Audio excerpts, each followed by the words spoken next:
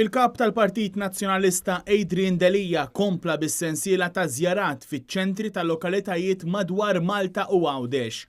Kien imiss li Adrian Delija jżur iċ-ċentru tal-Mosta fejn iltaqa' ma' diversi sidien ta' negozji, klijenti u nies li kienu għaddejjin f'din il-lokalità ċentrali.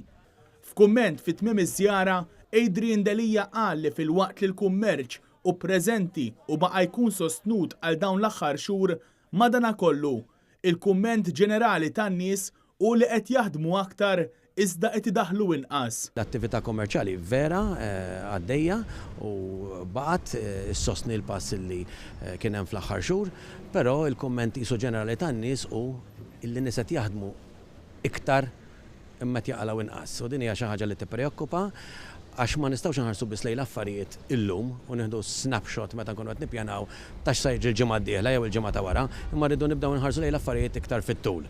Adrian Delija staqsa jekk il-Gvern għandu xpjan biex is-self-employed u n-negozji żgħar jirrispondu għall-isfidi tal-ġejjieni u qal li l-oppożizzjoni se tibqa' tistaqsi lill-Gvern u fejn il-Gvern mhux se jwieġeb se tkun l-oppożizzjoni li toffri soluzzjonijiet.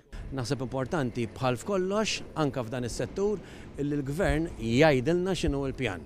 L-oppożizzjoni ħatkun hemmhekk biex issaqsi l-mistoqsijiet relevanti, però fejn ħajjieqaf iwieġeb il-Gvern jew fejn il-Gvern mhux se joffri s-soluzzjonijiet, ħankunu aħna li nibdew noħorġu bis-soluzzjonijiet tagħna.